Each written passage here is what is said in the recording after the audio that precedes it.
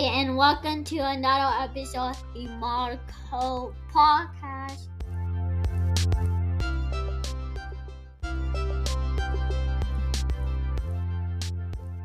This show was created to shine a light on the realness of being an entrepreneur. Why organization is not a one-size-fits-all, why you need to give yourself grace, and so much more. The Marco Podcast aims to provide motivation, inspiration, or encouragement for you to keep going after your dreams. I'm your host, Angel. Sit back and prepare for valuable tips, resources, laughs, and so much more. If this is your first time here, welcome, and thanks for joining. If you've been hanging around for a while, welcome back, and I hope you brought a friend.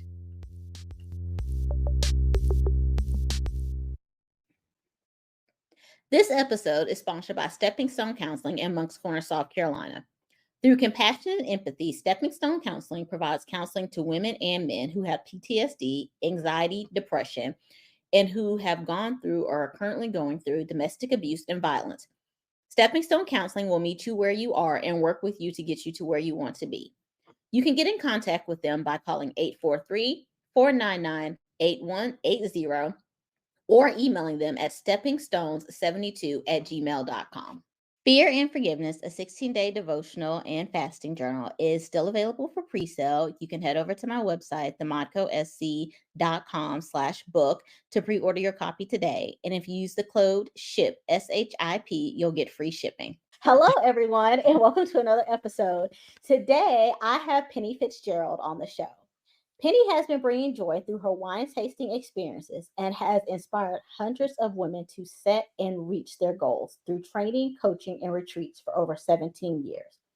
As one of the top 3 leaders at Traveling Vineyard, she was recognized as the Spirit of the Vineyard and Spirit of Leadership and earned 23 incentive trips and elite leadership retreats to destinations around the world. She is respected and known for connecting and supporting people.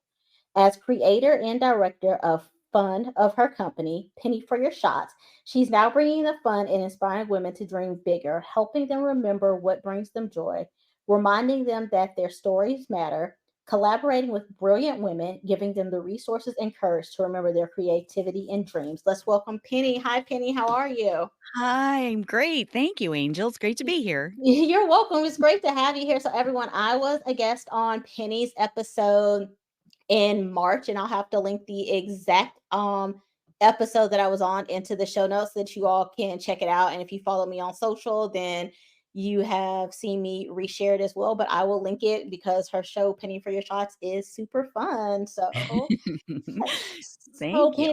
you're welcome. So your bio says that you've been doing this for over 17 years. Is that how long you've been an entrepreneur, or is that just how long you've been in the wine field? Kind of both. I've worked from home for a long time, but yeah, I started my wine business with Traveling Vineyard back, in 2006. And Okay. that has changed. So I'm no longer with Traveling Vineyard. That's the company has rebranded itself and gone a different direction, but I am still holding wine tastings and having fun events. I'm doing retreats in wine countries around the world and starting in Texas this fall. And I'm also doing some courses and working on those and doing some not really retreats, but doing some coaching around goal setting and building your business as an entrepreneur and reaching goals. So yeah, it's been fun lifting women up and collaborating and having a great time. Okay. Mostly with wine, sometimes with cocktails too. I mean, that sounds like my kind of job. Like, you get to go around, you get to go to wine retreats and do wine tasting and some cocktails in there. Like, Yeah, sign me up for this. This it's sounds this sounds you know, amazing. if it's not fun, we're not doing it. So There you go. I love it. I love it. So, how did you get started with wine? Like, what was your aha moment to be like, this is my thing here? oh my gosh. Yeah. Well, I've loved having a good time with friends forever. Okay. But wine, I wasn't you know how wine can be kind of intimidating when you first start tasting Yes. it. It's Yes. gosh, I wasn't sure, how to enjoy it Mhm. properly, I guess, and I was concerned that I was not doing it right, and I first of got all, you. it's wine, it should be fun, it shouldn't be Right. intimidating, but I think it is for some people, and it was for me when I first started drinking it, so, part of why I do what I do is to take some of that intimidation out of the process, so you can feel confident if you're going out with friends or going out on a business trip and wanting to enjoy some wine with dinner or whatever, but how I got into it was a girlfriend of mine said, "You love, you're an entrepreneur. You love sharing a good time with people.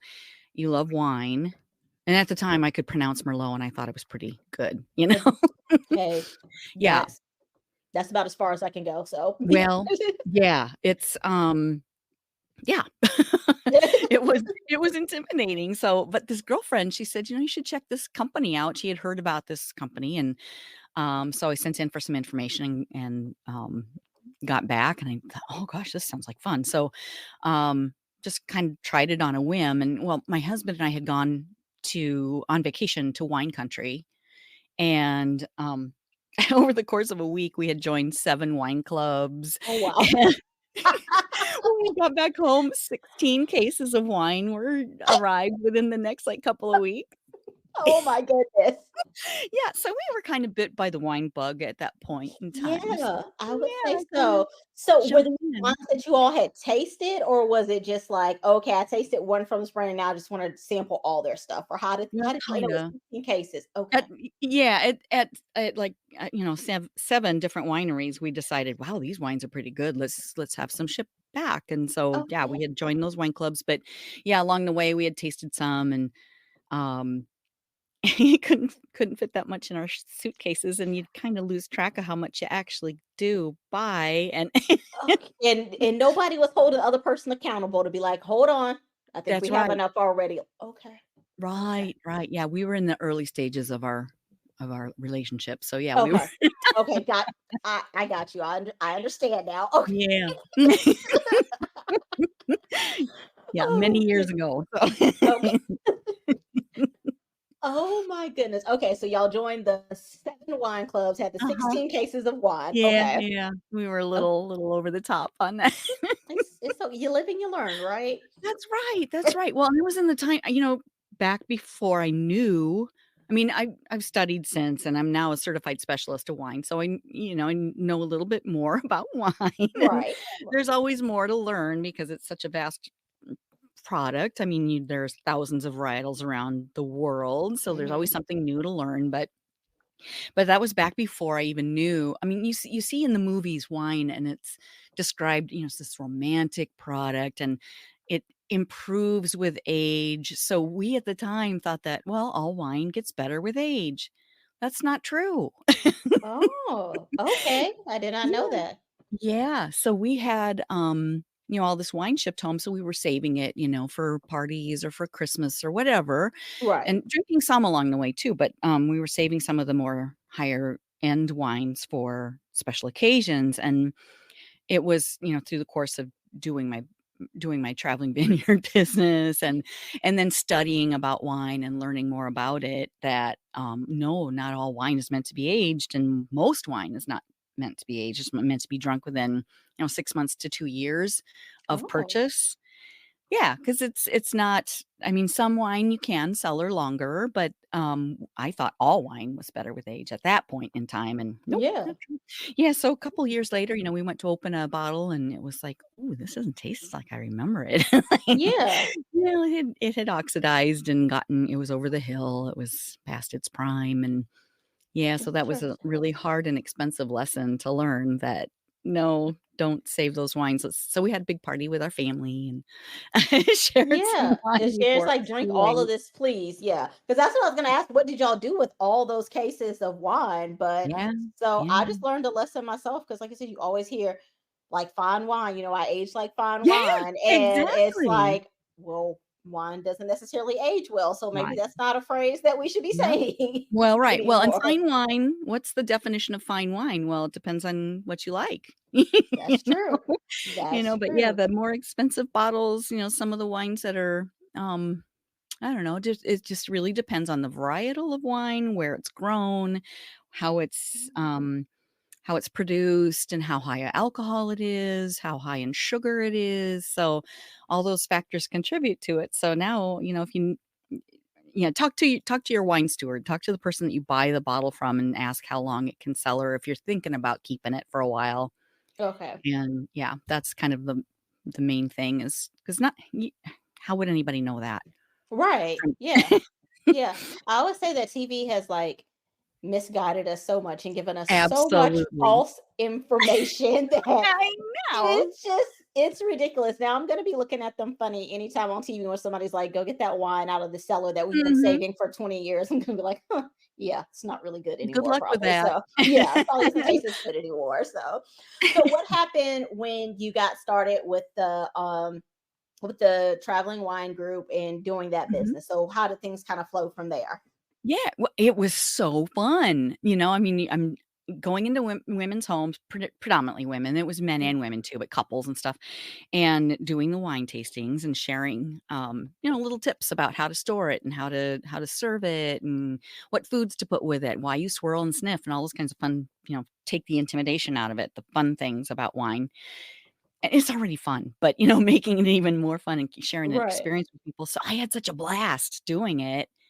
So yeah, I was holding probably 10 to 12 wine tastings every month and just growing my business and eventually, grew a team because people were like, gosh, that looks like fun. I'd kind of like to do it too. So yeah, I grew a team and eventually became one of the top 3 or 4 in the country doing the business and building that team and sharing what I knew and not just wine skills, but leadership skills and stuff too. So it was super fun helping other women build their own business and meet goals for their family and just all the skills that you learn along the way and having fun doing it together and supporting each other. That was just an amazing job. Okay, cool. Did you decide to leave that before the company decided to kind of go away, or did you leave when they Mm-mm. decided to go away? Yeah, no, I loved it. I absolutely loved what I did and had started my podcast in late fall of last year Hmm. and kind of was using that as a way to introduce myself and introduce, what I do and maybe, get the word out a little bit more and was gonna, kind of dovetail them together. And then just before Christmas, our president closed the business. So he changed the business model. It's now an affiliate program and using only a small grouping of the wines that were available before. And so he canceled our contracts, all of our independent wine guide contracts. So Oh wow. yeah, yeah. So that was my entire team then was free to do whatever, and they always were, but there was no more wine guide business available. We were not able to go into homes anymore. We don't do tastings and yeah, it just was completely gone overnight. So Okay. yeah, that's kinda when I, really pivoted to something new, and I had kinda started, doing some other, add-on stuff with the podcast, but now it's really allowed me and kind of almost forced me? Not really forced, but, it's a new opportunity. I now need to build my own business. I'm building it for myself instead of for a different company, and it's more flexible now, so I can keep doing wine tastings, but in a very different way, and sharing, information about wine in more speaking capacity, and then, doing wine retreats or business retreats and helping people, with leadership and entrepreneurial skills as well. So, yeah, taking it in a Okay. new direction. Okay. Sounds like you really kind of turned something that could have been seen as a negative into something positive. And can you just tell us a little bit like about how you did? Because I know for a lot of people that can be really devastating, whether it's Oh, yeah. entrepreneur journey or Mhm. corporate job or whatever it is, but something that you've been Yeah. doing for 17 years and then bam, just like that, it's gone, it's done, and it's kind of Mhm. like, what's my next step? What do I do now? So how did you kind of Yeah. take that and pivot and shift, and where are you now on your journey? Uh-huh. Okay. Yeah, it's a grieving process, right? Because you have something that you love and it's not your choice to Mhm. completely leave or to completely change, and you might along the way choose to do additional things or other things, but, yeah, if you're all of a sudden forced not really forced, but, you don't have a choice. It's not Right. your decision, your bottom line Right. decision.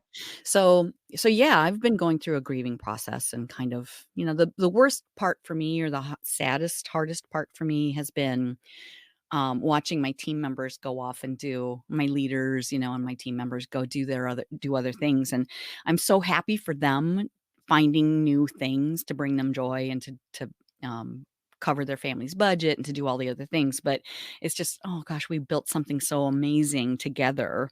Yeah. And yeah, to watch that happen has been hard. But the cool thing is, I think looking at it as, okay, what did we all gain from it? And that things that can't be ever taken away is the friendships that we Mm. made and the skills that we gained. We all learned a lot about wine. We learned about each other. We learned all these business skills and being an entrepreneur and um, all the things that you gain through any experience that you have. So keeping that in mind instead of what's gone, you know, Okay. has been Yeah. really important. So yeah, and then, just looking at, okay, so what are those skills that I learned and what are the things that were really what did I enjoy the most? What was I the best at? Who did I wanna work with? And what do I wanna keep doing? Those are the things that I kind of have been focusing on in building the courses that I'm working on and in the retreats that we're putting together, and I say we because this first one of my leaders, my former leaders on my team, has her own podcast Oh, and her cool. own fitness business, so she and I are collaborating on a retreat in Texas Hill Country, wine country in Texas, Okay. for yeah, so it'll be super fun. She's gonna lead, yoga and Pilates and do some other, fun, fitness, level things, and I'm gonna teach about wine and, talk about, what types of wines are grown in Texas, what kind of grapes are there, and what kind of wine do they produce, and, just having a really fun time learning about not only Texas Hill Country, but wine country in that area, um, doing a little bit of, self-care along the way, and then, of course, having new friendships formed and, some old friends coming together too, so I think there are gonna be quite a few Traveling Vineyard people join us because 'cause we're used to getting together and sharing wine. Right, right. Yeah, so I like that. That sounds so fun and so just Yeah, it'll be a blast. relaxing and kinda Yeah, chilling. Yeah. yeah. So 2 questions just popped into my mind. I'm going to Mhm. ask them both. You do not have to answer them both at the same time, but I'm asking them both right now in hopes Okay. that one or both of us will remember what I the get question it. is. Yeah. I So, understand. so my first question is, after all of that happened with where you had worked there for 17 years, did you ever consider starting your own traveling wine business, or did you feel like this now leads me more into being able to do like the retreats and the courses and the coaching? I feel like, to start something like that would be a huge undertaking. And it would I mean, the liquor laws are so different from state to state to state. You would need a team of attorneys and compliance people to help navigate all those different rules. Okay. So that would be very difficult, to do, and not that it couldn't be done, but it wasn't my passion to deal with Mm, that. So my passion is more like supporting women, lifting others up, doing the things that I was good at, in my job there are the things I'm more focused on now, so that's okay. kinda why I took it this direction instead of trying something like that. Okay. Okay. Cool. Yeah, that makes sense. I was just wondering if you was like, okay, did this for 17 years. I can go and I can start my own company. But I didn't even think about or take into consideration like the liquor laws and how stuff It's varies big. from like state to state with that. So yeah, that would Mhm. definitely be And a really shipping big and deal. the whole bit, I mean, yeah, it's a Yeah. whole thing.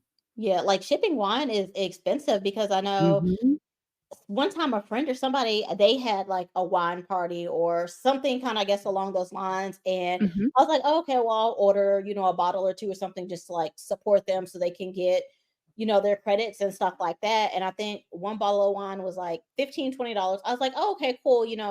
That's not bad. And then I think the shipping was like between 15 and $25. And I was Uh-huh. like, no, I'm like, I have an issue paying $5.99 for shipping. I'm trying to figure out what I can add to my cart for $5.99 so that I can have something tangible instead of just wasting it on shipping. And now you're telling me I have to pay $25 and Right. there's no way of getting around it. I was like, no. And then I had kind of Yeah. forgot about it. And we used to live in Charlotte, North Carolina, and there was a wine there that we had discovered that we liked from like a local place. And Mhm. of course, we can't find it down here. And so we spent like days trying to Google it and remember the name of it. And Oh, finally, we geez. was like, yes, we remembered it. And so we go and we like load our cart up with probably like 4 or 5 bottles of it. And then I go to the shipping and I'm like, oh, well, maybe I need to add like 2 more bottles to get the free shipping. And I'm Yeah. like, no. I'm like, oh, because it's glass. And I was like, Yeah. never mind. I'd rather just make a trip to Charlotte. Alcohol, Yeah, I was like, I'd Airbnb. rather just make a trip to Charlotte and buy it than to pay the Mhm. $25 for Road for trip. shipping. Yeah, exactly. I'm like, it's only 3 hours away. Like, I'd much Yeah. rather do that. So yeah, that Yeah. makes a lot of sense. And then I completely forgot to even ask you the second question, but I did remember. And I'm like, Okay, wait a good, minute. good. Yeah. So, okay. So what all do you do at a wine retreat? I know you just mentioned that you're going to do like the yoga and the wellness because Uh-huh. in my head, I just had, before you said that yoga part, I'm like, I'm pretty sure there's more than just sitting around and drinking wine, but I just imagine like sitting around a bonfire drinking wine, sitting on the couch drinking wine, just a lot Yeah. of wine going on. So what all goes on at a wine retreat? Oh, fun. Okay, so yeah, part of what I'm gonna talk about or teach is, how you taste it, because there are really 5 steps to tasting wine, and it sounds complicated, it's really not. It's just a matter of, using all of your and bringing awareness to all of your different senses. So, when you're looking at a glass of wine, first of all, you're gonna observe it and look at it and see, what's the color, and is it clear or cloudy, and, all those different things that you look for in a glass of wine. And not that there's a right or wrong, in some cases there are, like, with when I was telling you about the wine before I knew about storage of wine and such, Yeah. looking at a glass and if it's got, if it's brown, it's bad, it's been stored too long and it oxidizes, so it has that brown background to it, so it doesn't, no longer looks that vibrant, brilliant red or purpley color Okay. or golden or, light yellow, those different colors that wine should be. Instead, it's, lost some of the prettiness and is now in a shade of brown. Okay. So that kind of thing, and to see if it's clear or cloudy, those kinds of things you look for, and then you wanna look for, you swirl it or roll it around in the glass. It's hard to do without a glass of wine in front of you, by the way. Yeah.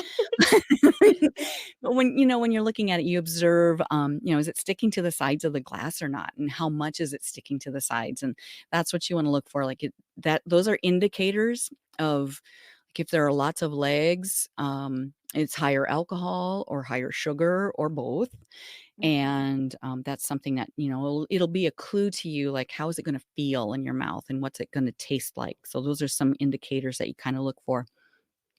And then you swirl it, and that opens it up and allows it to breathe, and it also, when you're swirling it, it coats more of the glass. So now when you lift the glass to your nose, you can smell more. When you smell more, you taste more, because all of our sense of taste comes from our sense of smell. So Right. that's why you wanna swirl it, because it's gonna be, like, up closer to your nose when you lift it to your nose again. So there's a reason other than just that it looks cool and, like, you know what you're doing. Right. Okay. I Like, "Oh, like yes, I that. know what I'm doing. I'm just I know what I'm swirling my doing. wine." Now what am I supposed to do with it? Yeah, exactly, exactly. Well, the next part everybody knows how to do, 'cause you just take a sip, so Yeah. but then you wanna make sure that it hits all those different flavor sensors in your tongue so that you're determining, is it bitter? Is it acidic? Does it hit the front of my tongue? Do I feel it in the back or in the sides? And, where it's kind of a whole vibe, your whole all your senses get involved. And then afterwards, then after you've finished it or after you've swallowed that sip, then, is it making my mouth water afterwards? Do I get other aromas and other flavors after it's gone? That's the finish, and that's a whole 'nother thing too. So, a nice wine will linger, and you might pick up other senses and on other aromas and flavors, and, yeah, and that's part of it, and then the other part of a wine tasting is to, try it with food, because food really the right food with the right wine is kind of a magical combination. It's kinda like that synergy thing with 1 plus 1 equals 3 instead of it just being, "Here's the food and here's the wine." So, together, Okay. it's like a whole different experience.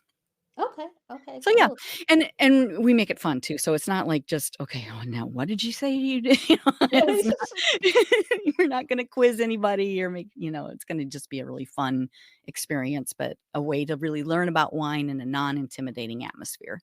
Okay. That'll be really fun and really Yeah, with interesting. girlfriends away from the family. Right. Yeah. Yeah, I really like that idea. Okay. And then you have the wellness aspect to go with it. Yeah, So, yep, start yeah. our day in the right way and go out and have some fun. And finish it in the right way. So, That's right. sounds like a great day to me. Yeah, absolutely.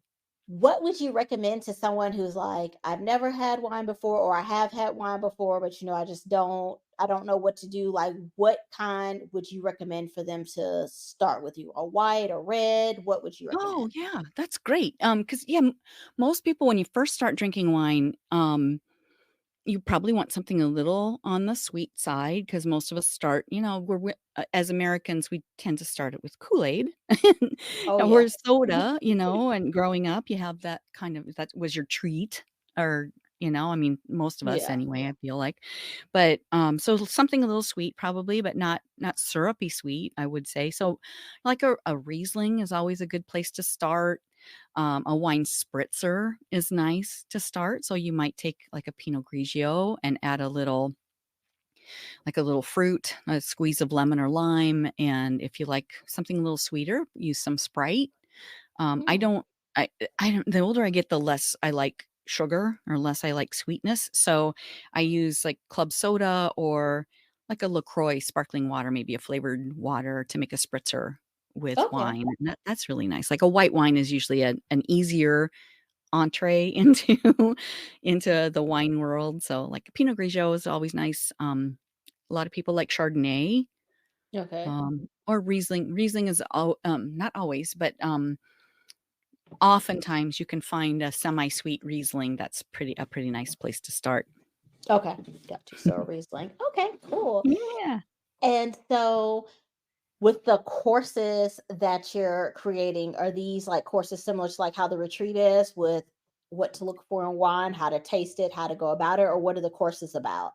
Yeah, part of it's gonna be that, learning about wine. I'm gonna get more in depth, so some of it's gonna be, like, high level, just fun stuff that, I'll get together with people and taste wine with them, and it could be in person or it could be via Zoom, so, Mm. I'll start doing those, and then the more in depth I get, I'm gonna, develop courses based on, different wine regions, different varietals, and what's the difference, like, say, um let's just take Chardonnay because a lot of people know Chardonnay.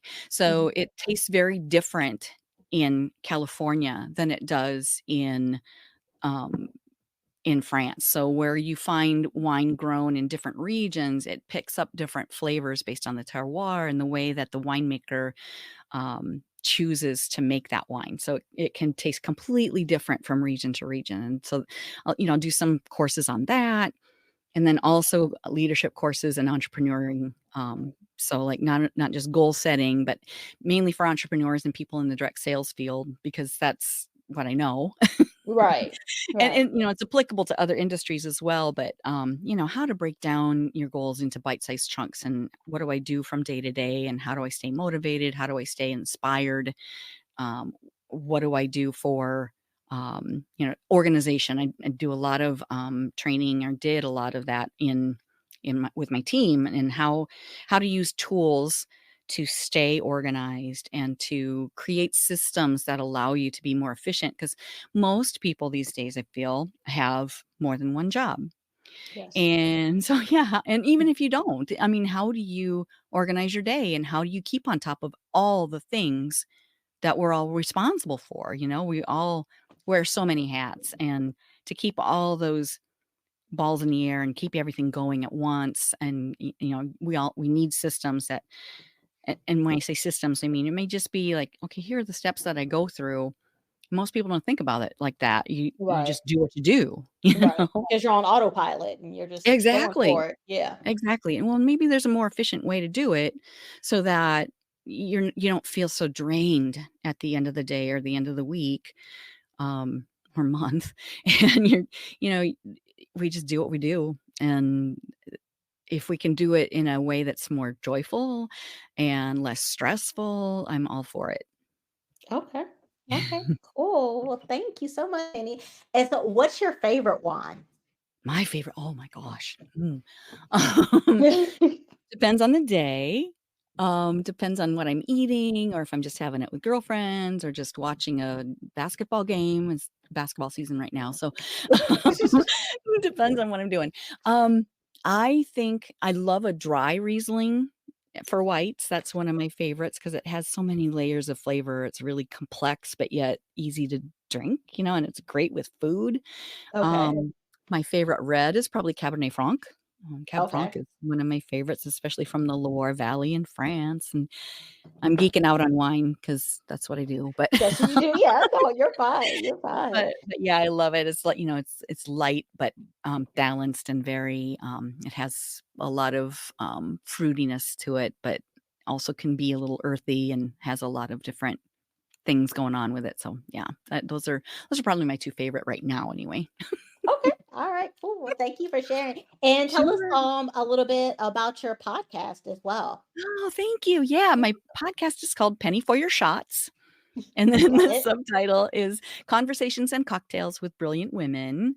So I'm basically interviewing women, because we all have stories to share, and they're all worthy of being told. And I just try and lift women up and share their stories because I think we've all learned a lot along the way. There are maybe some things we would have done differently or words of encouragement we'd like to share with our sisters and, Mhm. lift each other up. Yeah. And then because wine brings people together, I always at the end ask, what's your favorite kind of wine or what's your favorite cocktail? And, so that's another thing that I'm gonna be doing, going back through all my podcasts and picking out those cocktails that everyone Oh, loves. So yeah. yours, when you shared with me, one of my girlfriends said, I'm gonna make Angel's brew for this holiday weekend." Oh, I love it. I love it. I hope Oh, she enjoyed yeah. it. Yes, she did. It was Okay. so fun, and I'm like, "Oh my gosh, what a great idea. I'm gonna take those recipes out and include those on my website." So, Yeah. that'll be something that's coming soon. Okay, cool. Yeah, I love that one. I'm Yeah, so happy she enjoyed it. So, yeah, and oh, what a great idea. I mean, we all have if this is your favorite and so and so has that favorite, I mean, somebody's gonna enjoy those right. quick cocktails and, maybe somebody else will find a new favorite.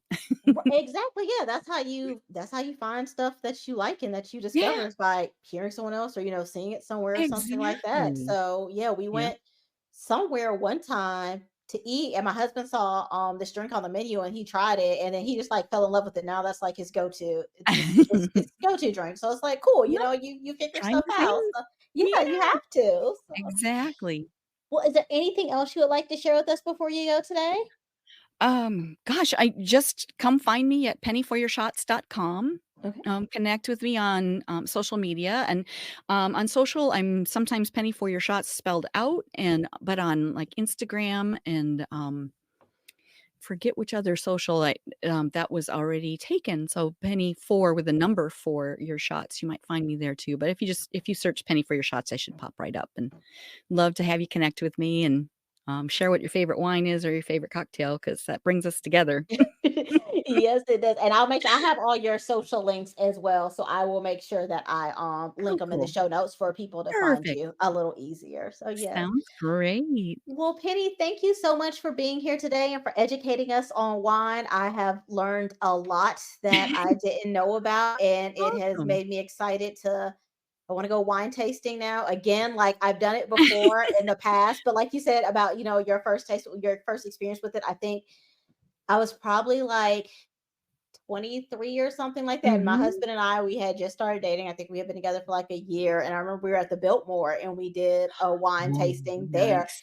Yeah. And I'm Mhm. pretty sure that was the last time that I did a wine tasting, so I feel Yeah. like, I'm a little older now. I might Uh-huh. appreciate it a little bit more. So I'm gonna find one. I may end up at one of your Good. wine retreats one day. That So would be great. Yeah. Yeah, yes, our it would. palates change over time too. You start with something sweet and you end up getting a little bit drier and a little drier. So, yeah, Yeah, experiment and have fun with it.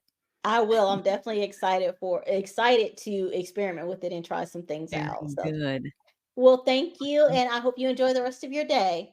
Yeah, well, thanks, Angel. I appreciate it. No problem. Bye.